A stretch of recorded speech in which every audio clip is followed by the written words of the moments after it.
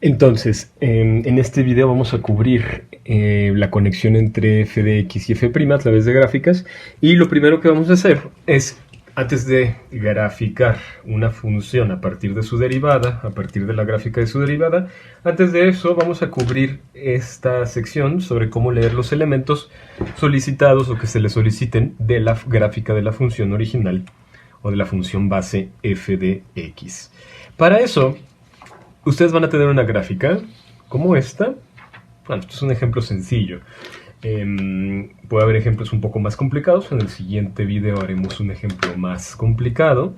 Lo importante acá es entender que para esto, para leer esta función, yo necesito los puntos. Esos tienen que aparecer sí o sí en la gráfica que se está mostrando. Y ya con estos puntos y la línea que describe la función, que aquí estamos hablando, esto es f de x, toda esta función, todo esto es la función f de x. La remarco por si no la alcanzan a notar bien en el video. Todo esto es f de x. No nos interesa cuál es la definición de f de x, eso no nos importa.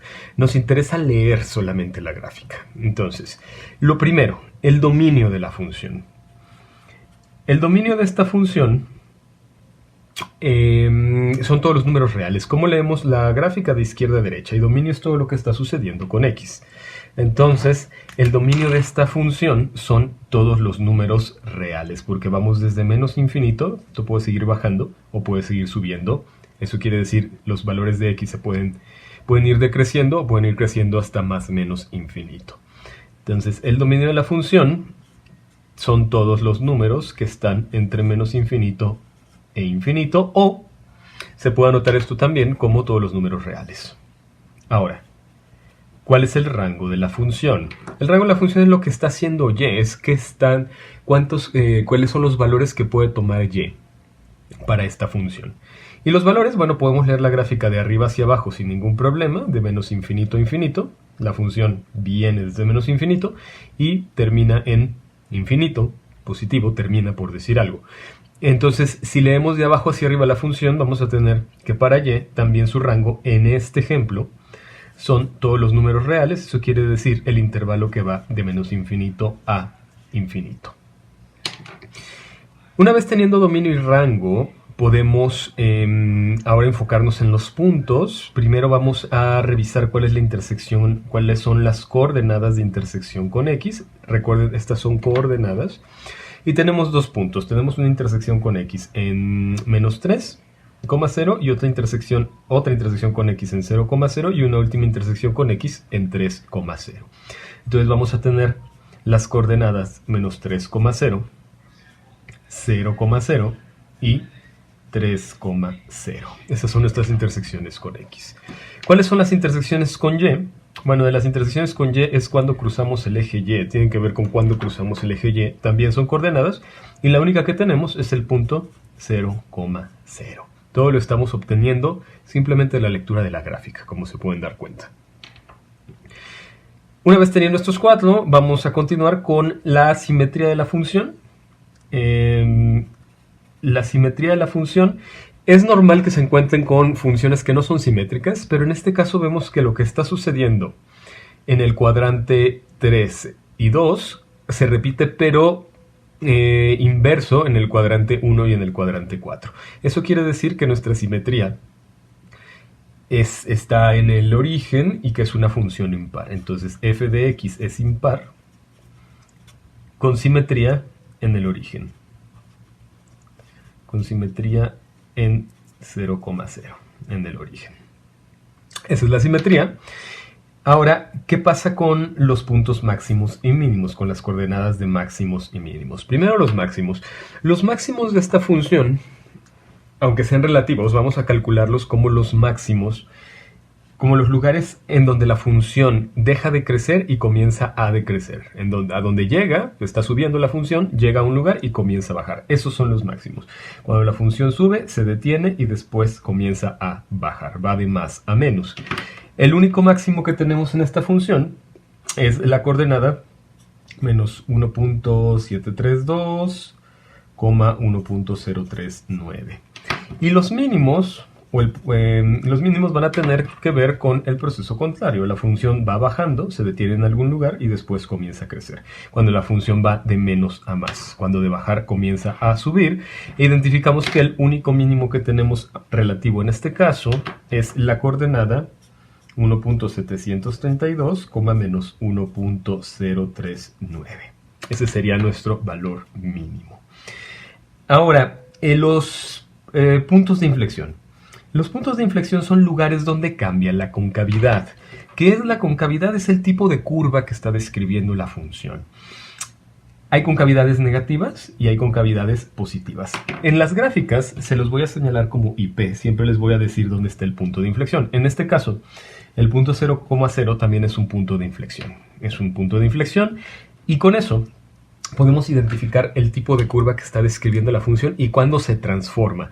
Los puntos de inflexión no tienen que ver con si la función va subiendo o bajando, esos son los máximos y mínimos. Los puntos de inflexión tienen que ver con el tipo de curva que está describiendo. La manera más fácil que he tenido para explicarles esto es una concavidad negativa, se relaciona con una función que sube para después bajar y que describe un tipo de, perdón por lo que voy a decir, pero es una manera que me ha funcionado, con un tipo de cara triste. Entonces aquí nos podemos dar cuenta que hasta 0,0 la curva tiene esta forma y después, en ese punto, si es la inflexión, si eso realmente es una inflexión, de estar la función, entre comillas, triste, en este caso, la función comienza a crecer y se hace feliz. Entonces acá la concavidad va a ser positiva. Esos lugares en donde cambio de negativo a positivo se llaman puntos de inflexión. Y el punto de inflexión, o el único que existe en este caso, es el punto 0,0. Para terminar, vamos a revisar los intervalos de crecimiento en donde la función crece. Intervalos en donde crece e intervalos en donde decrece. Los intervalos simplemente los vamos a utilizar como valores para las abscisas. Eso quiere decir, nada más vamos a tomar los valores de x. Entonces, el intervalo en que la función crece es, si yo empiezo a dibujar cuándo voy subiendo, entonces es el intervalo que va para los valores de x, desde menos infinito aquí subo, sigo subiendo y me detengo en menos 1.732 para x. Entonces vamos de menos infinito hasta menos 1.732, pero ahí, este no es el único intervalo en donde la función crece, después baja, y aquí, a partir de 1.732 para x, la función comienza a crecer otra vez. Entonces, este intervalo va a tener una unión con el siguiente intervalo, que va de 1.732 hasta infinito positivo. Para los intervalos de decrecimiento, los intervalos en los que la función baja, en los que la función decrece, vamos a hacer lo mismo, nada más que ahora vamos a revisar en dónde la función va hacia abajo, en dónde estamos bajando gráficamente. Y ese nada más consiste en este caso en un intervalo que va para los valores de x de las abscisas, que va de menos 1.732 hasta 1.732.